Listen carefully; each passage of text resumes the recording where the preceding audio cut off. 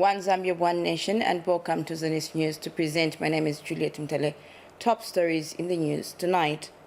Failing security situation in East DRC worries SADC leaders. Amusa Mwanamwambwa put to rest. Eastern Province PS commissions classroom block. Plus, Muslim community conducts free screening services. Zanis News in detail.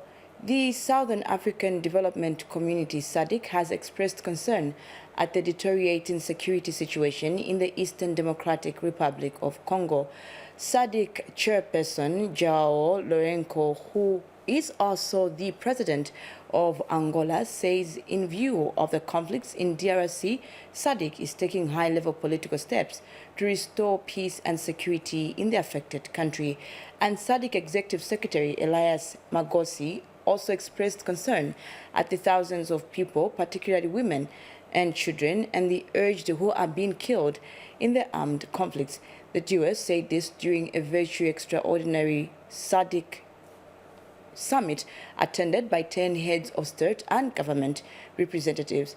President Hakainde Hichilema attended the summit in his capacity as chairperson of the Southern African Development Community Organ, Politics, Defense and Security Cooperation. Here are the details. The insurgence of armed fighting in the eastern part of the Democratic Republic of the Congo has raised concern among SADC member countries, resulting in an urgent virtual extraordinary summit. SADC chairperson João Lourenço, who is also the president of Angola, says in view of the conflicts in the DRC, SADC is taking high-level political steps to restore peace and security in that country. We recognize the need for a high-level political intervention to raise and attain the brigade plus size capability.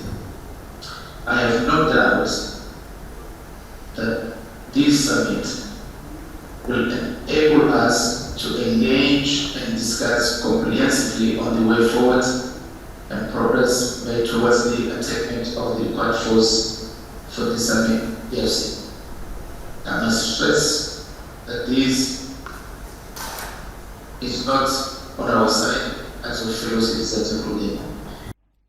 SADC Executive Secretary Elias Mangosi says SADC is concerned about the thousands of people, particularly women, children, and the aged, who are being killed in the armed conflicts. The security situation in the eastern part of the DRC remains a great concern to our region because of the resurgence of armed groups, including M23, and claiming the lives of thousands of innocent people, including women, children, and women. One of the principles set out in Article 4 of the SADC Treaty. President Hakainde Hichilema attended the summit in his capacity as chairperson of the Southern African Development Community Organ for Politics, Defense and Security. Part of the things that have been discussed is the general security of the region, and also SADC countries are having a lot of elections in the next few months. So basically it was the president's meeting to discuss these pertinent issues and also to update each other on the security hotspots around the region. So mainly this is what has been discussed. I also want to mention that the meeting is going to be continued on Saturday with an in-person meeting where heads of state have elected due to the sensitivities and the urgency of the things that they need to discuss. Its presidents have elected that they meet in person in Rwanda on Saturday. Currently, over 200,000 people have been displaced as a result of the fighting, and dozens more have been killed.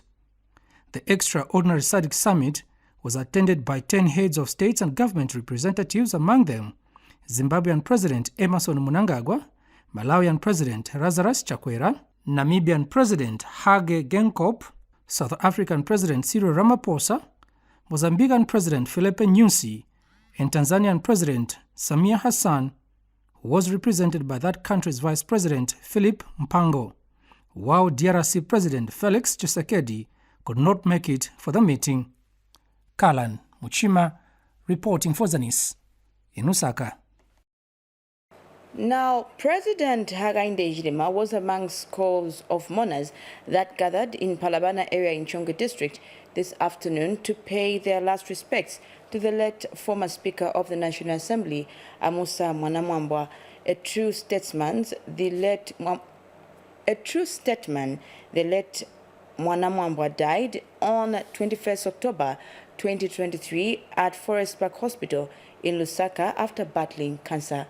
He meant a lot to the nation. He did a lot to this country. And we shall ever remain grateful for the service that he rendered, selfless service.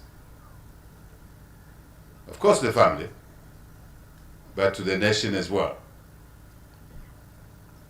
Occupying many roles, public office roles are not easy. They're very difficult. But he distinguished himself in those roles excellently. We heard in the church, and in fact, even in Parliament, the accolades that were being paid to the late Mr. Mwanamwambwa. Very touching accolades. But had he not been given the opportunity to do so by the people of Zambia, by the various governments in Zambia, all that talent, knowledge, and everything that was good said about him, no one would have known that there is a man like that in the country.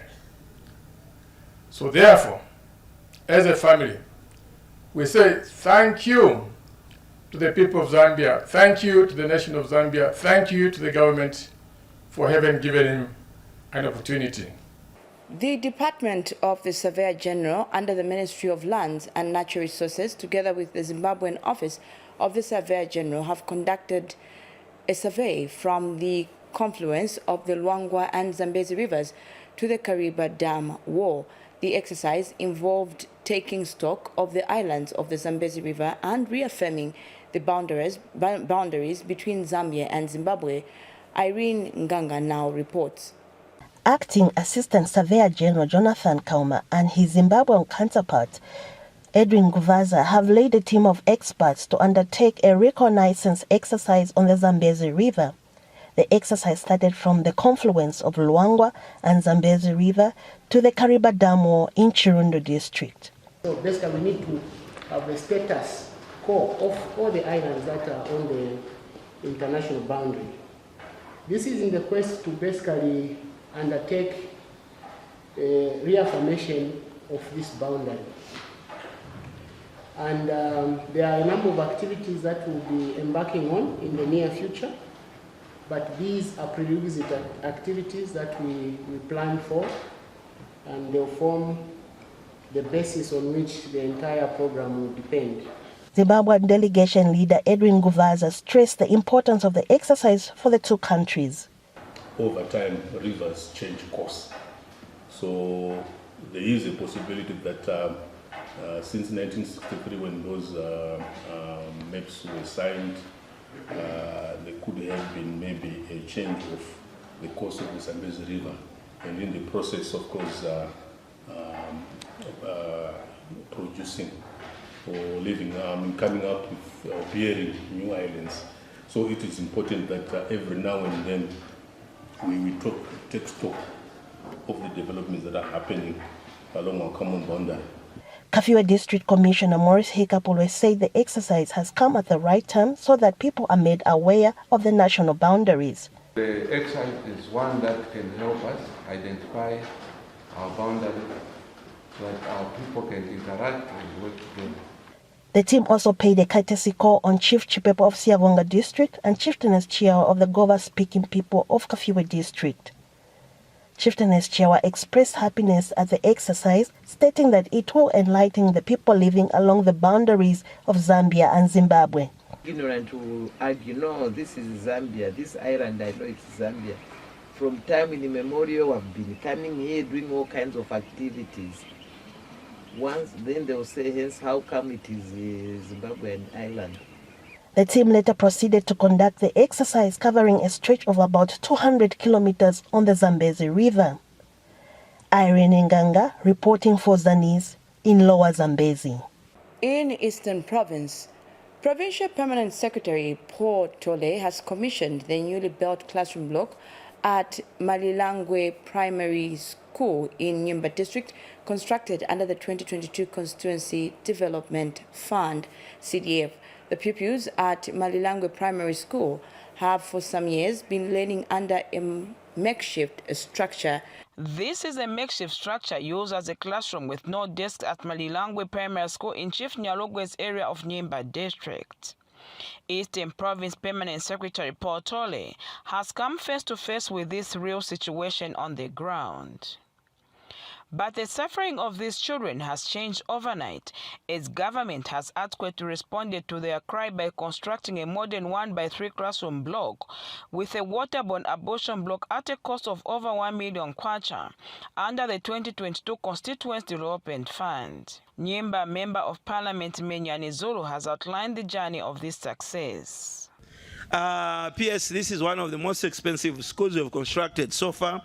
The total cost of this was 1,036,000 kwacha because of the abortion block and the area where it is. This newly constructed classroom block serves a symbol of progress and development in our community. It is not merely a structure, but a statement to our unwavering belief and transformative power of education. And Eastern Province Permanent Secretary Paul Tole has commissioned the new infrastructure.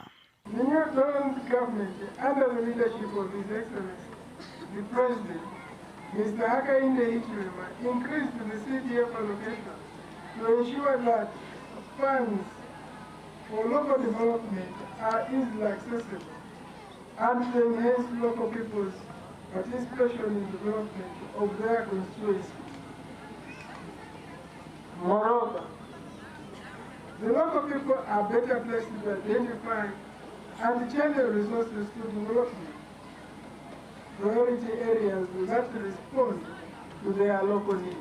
Meanwhile, Chief Nyalugwe wants more development to be brought to this disadvantaged rural community. In Kachorora High School, where there is no electricity, using a generator up to now. But it was a light Africa mpaka pano pa Kachorora High School, Kachorora Rural Health Center, Kachorora Market, up to my station in Mchimazi. We connect all powers up to Chiveza. Of May had no electricity at the same time as well. So let's just try to utilize these monies so that we deliver development to the communities. Later, the Permanent Secretary handed over more than 2 million kwacha empowerment funds to various community groups and another classroom block at Chifukozi Primary School. Loba Simtafela, Zanis, Nyimba District, Eastern Province.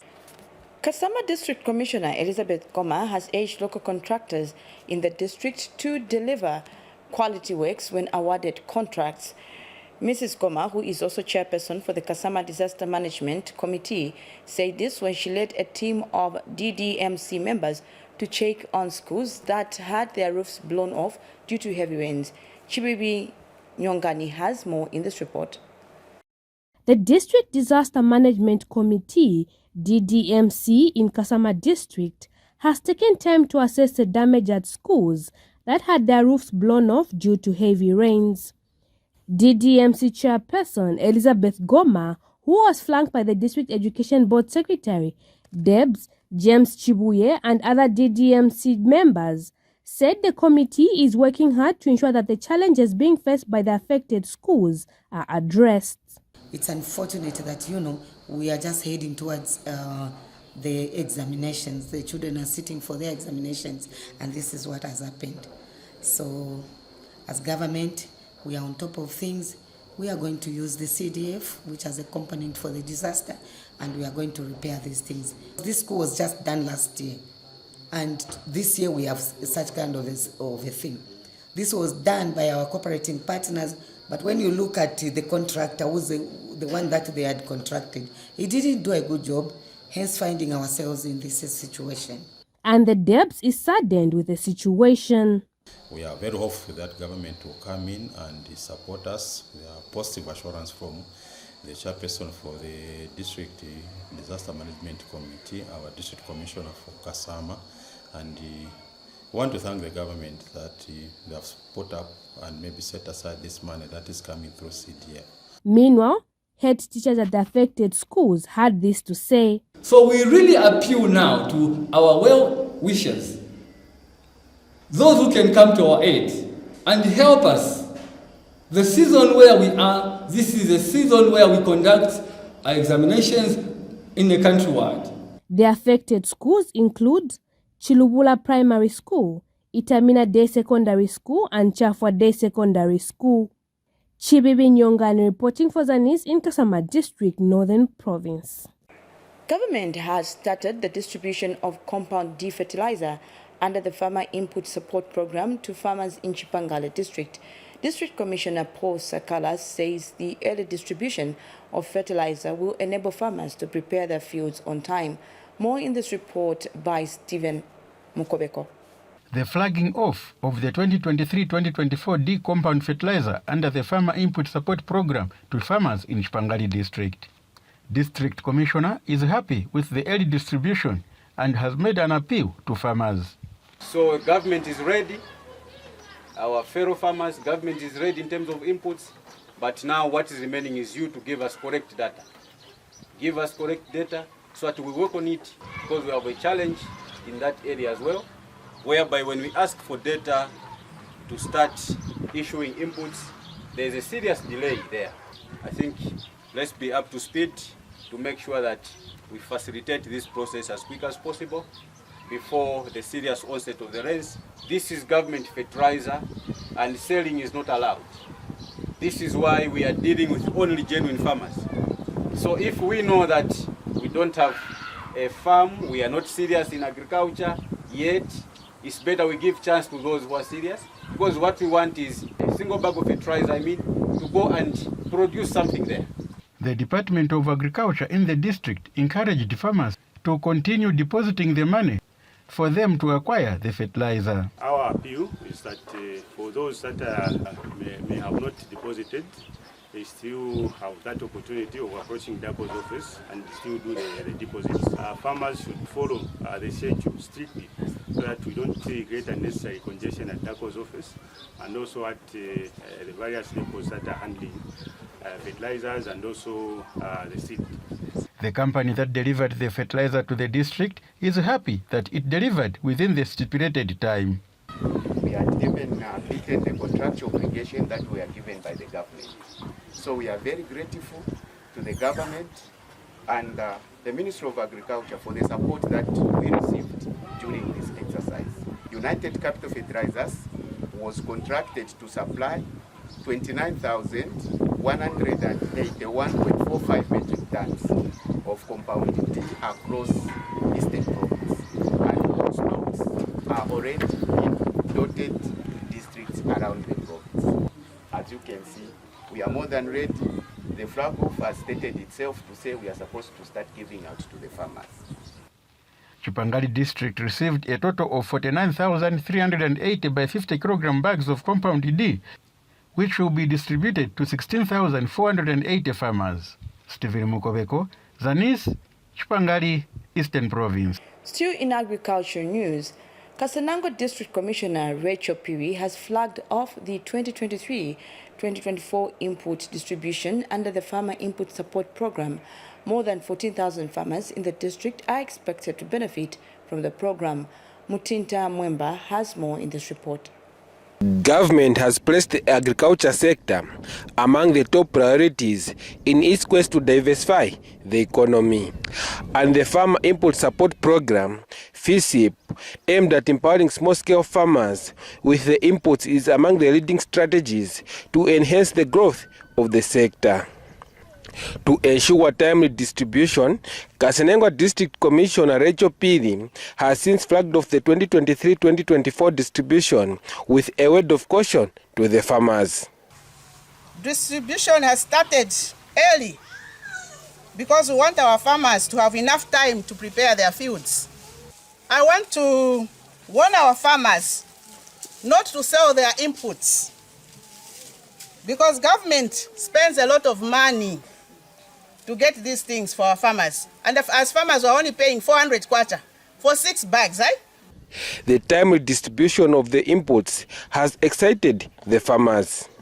Mairo kambwiri kali papewa tata alipasogolo na katemo chifuka cha chidwi cha boma ya chaka chino yatipasa zinthu mundondomeko ndiponso yachita zinthu zodabwisa fataleza yawera tikali ekonzeke atali mitango zizimuka kuti motoka yafika pano mairo tulandira fertilizer tungo kuti boma ipitirije ziyachita isarekejere hapa zikomo. Ms. Piri further appeals to the farmers to sell their produce to the Food Reserve Agency, FRA, to ensure food security in the nation. You are getting this FISIP from government, eh?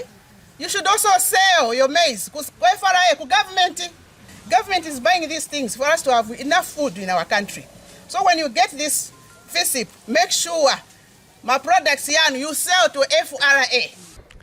A total of 14,038 farmers in the district are expected to benefit from the program during the 2023-2024 farming season. Mutinta Mwemba reporting for Zanis in Kasenengwa District, Eastern Province. Chadiza Acting District Agriculture Coordinator Ziko Kahenge has revealed that the district has received 100% of its allocation of D-compound and 80% of urea fertilizers. District Commissioner Rachel Piri has since flagged off the distribution of 2023-2024 farming inputs to farmers in Chadiza District. Jubel Zulu has more in this report. The delivery of farming inputs in Chadiza is on track and has delighted farmers.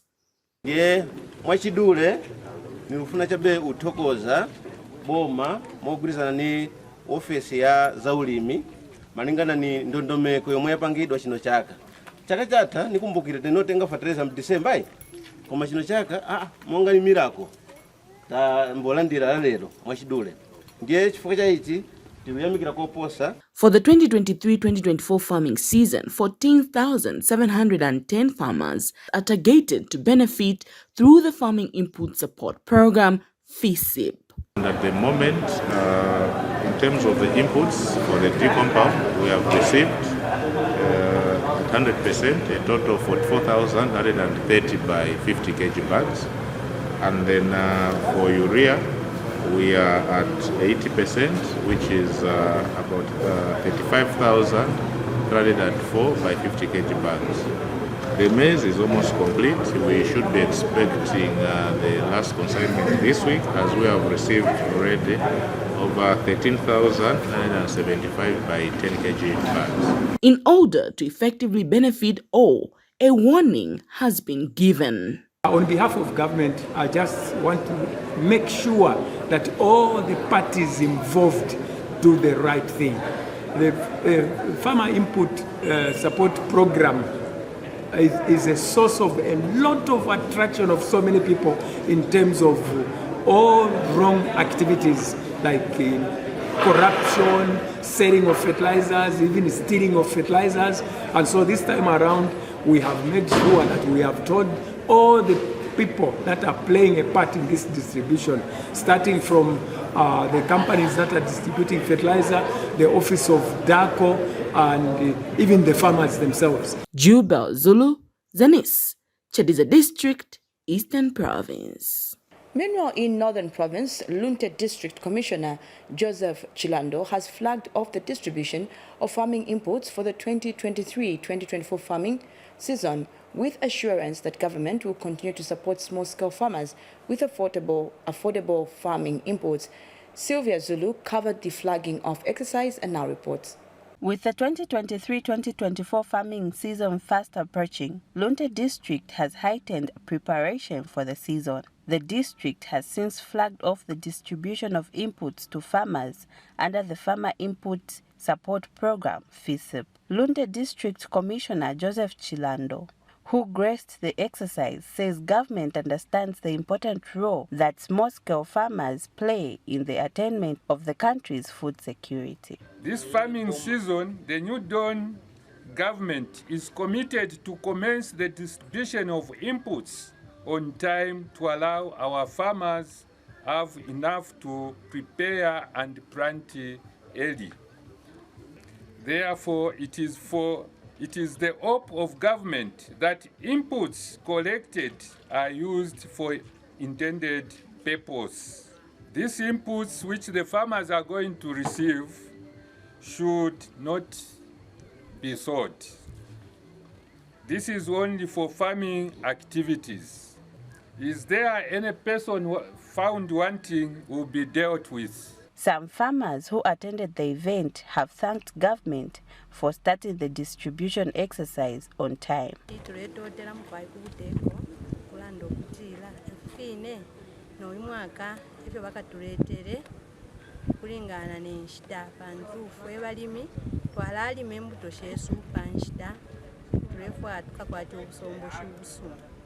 Kanshi wubuteko twapapata inshita batuleta po fertilizer obale tuletera po miaka yonse yena twakulaya nobuya ntanshi nobulimi pantanshi kutuwaya pantanshi.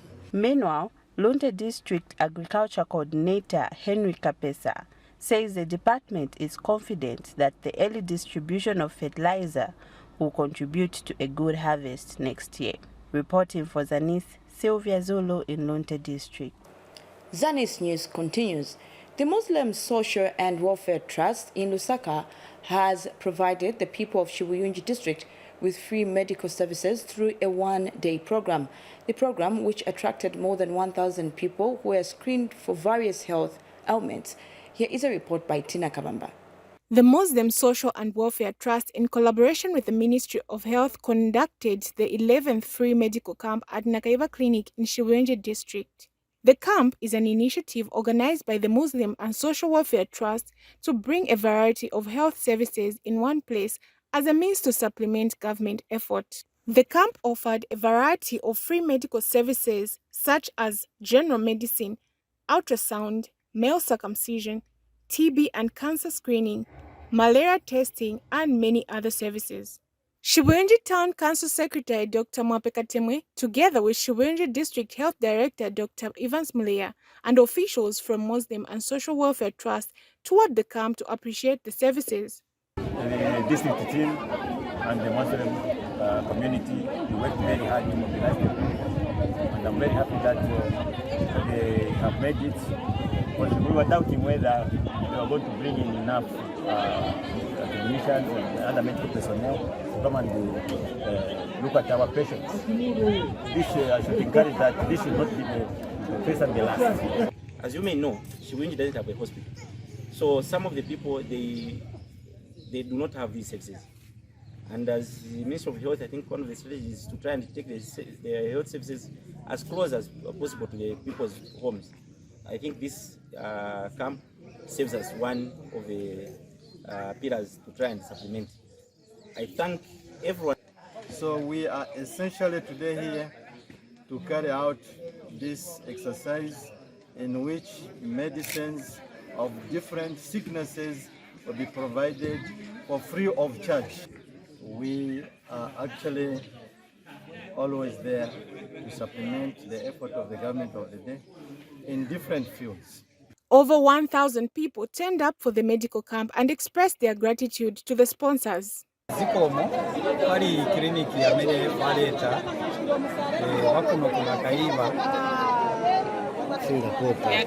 At the camp, food was also provided for people who came to access the services.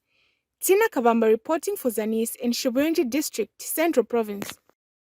The Minister of Labour and Social Security, Brenda Tambatamba, has reaffirmed the government's commitment to supporting developmental projects aimed at improving the livelihoods of the vulnerable community members. The minister said this when she officiated at the Women's Fundraising Day of the Evangelical Church in Zambia held in Solwezi District. Details in this report. The Women's Ministry of the Evangelical Church in Zambia has held a fundraising event towards construction of a 1x3 classroom block for a community school in Kimasala ward of Solwezi District. Minister of Labour and Social Security, Brenda Tambatamba, graces the event. Government cherishes your church's complementary role it has been playing in many spheres. The Evangelical Church has been on a scenario for times I cannot remember. On education front, it is a well-known fact that the Evangelical Church in Zambia is running vital projects such as the Mutanda Boarding Secondary School, Mukinge Girls Secondary School, of which I'm a beneficiary, in Kasempa, in its quest to uplift educational standards. These are cornerstones of development, not only these three I mentioned, not only in the Northwestern Province, but Zambia at large, because the students that have come there come from all over Zambia. The minister commends the women for the initiative. This event is a testament to your work in Solwezi, as it shows a noble venture that seeks to give back to the vulnerable in our community, particularly the orphans. David Makiona is the Evangelical Church Solwezi District Overseer. Such a wonderful, lovely project was initiated by the Women's Ministry of the Kimasara District Church Council in the Evangelical Church in Zambia, in line with the developmental agenda of our great nation. Pledges are made towards the project. In support of my minister, I'm pledging 2,000 kwacha. Mwichechpoya for Zanis, Solwezi District, Northwestern Province. And in health news, Chief Jamuga of Chisamba District has called on local leaders to build a collective approach in the fight against malaria. The traditional leaders made the call at the Provincial Sub-National End Malaria Council meeting. Krugan Siankulu now reports. It is a high-level meeting on ending malaria by 2030. Chief Chamuka is the Sub-National End Malaria Council chairperson. And imagine most of our farmers get infected with malaria. What would happen? Are we going to achieve the food security, which our president is actually encouraging all of us to work towards that achievement? So I think it's just important that all of us work hard and ensure that we are healthy and contribute to the economic development of this our beloved country. We want health farmers and health workers free of malaria instances, and then we shall be productive. The disease also affects key sectors of the economy such as agriculture, which is the main food basket of our province, tourism as well as mining. And Provincial Assistant Secretary Mwape Kasanda said the government has made a significant progress in reducing malaria cases in the region. The Republic of Zambia, through the leadership of His Excellency the President, Mr. Hakainde Hichilema, has made significant progress in reducing malaria. A notable decline in Central Province was observed, in which malaria incidence rate decreased from 393 per thousand in 2020 to 225 in 1,000 in 2022. Meanwhile, Provincial Public Health Specialist Dr. Isaac Banda has attributed the achievements to collaborative efforts with sector partners. We want to have a malaria-free province, that is Central Province.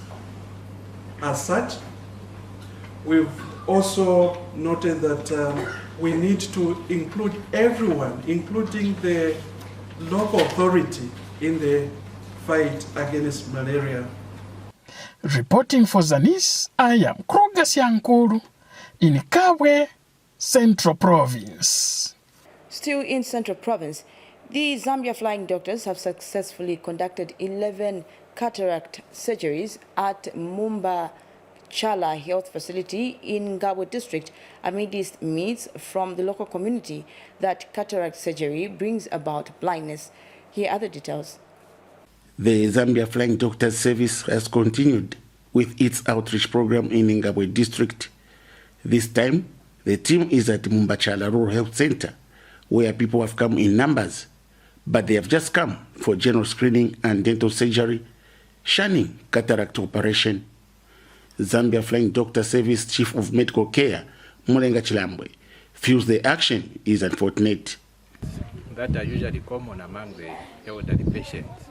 And the only treatment that is attached to it is through surgery. And we thought it that we come in the districts just to help out the district and the province at large to also attend to these patients who are living with this condition.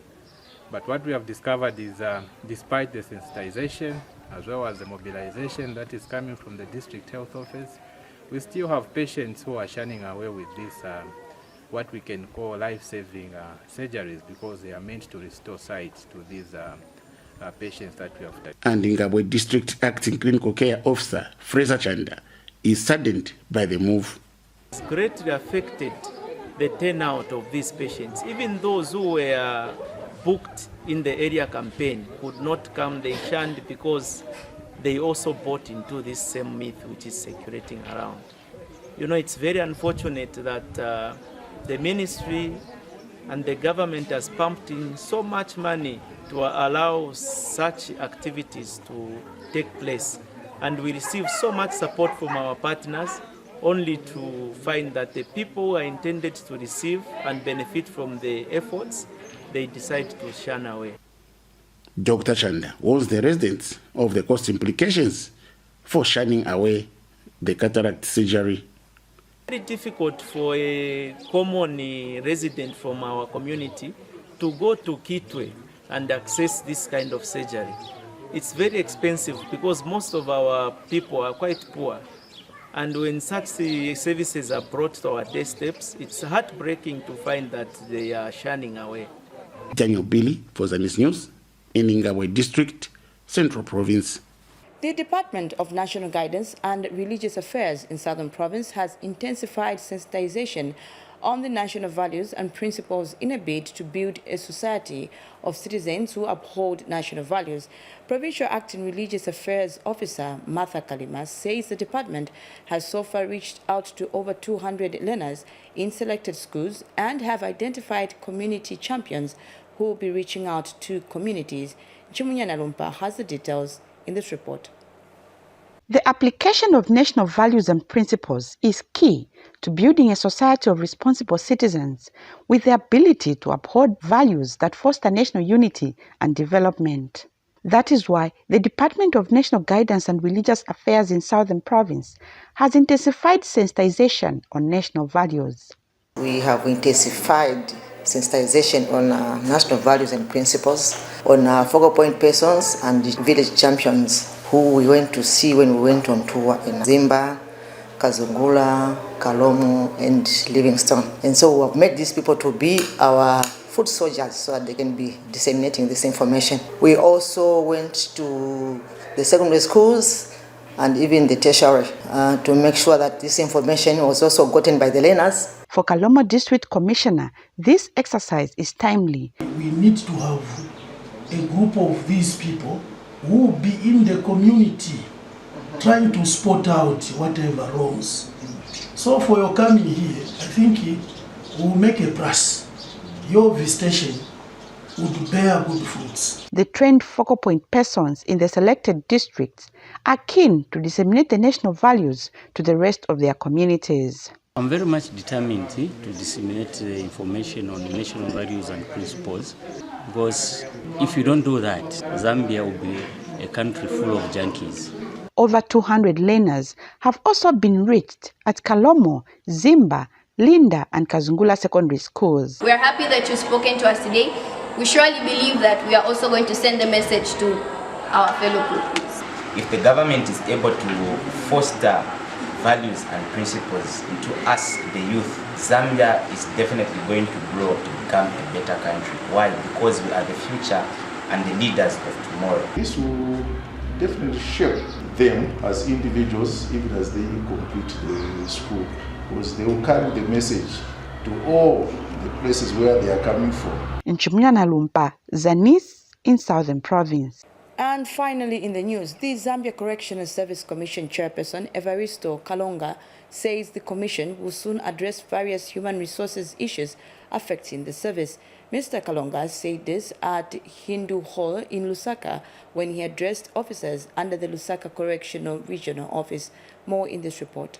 Zambia Correctional Services Commission held an engagement meeting with the Zambia Correctional Service, Lusaka region officers to address issues affecting the service. Speaking during the engagement meeting, Zambia Correctional Services Commission Chairperson Evaristo Kalonga reaffirmed the Commission's commitment to addressing the human resource management issues in the service.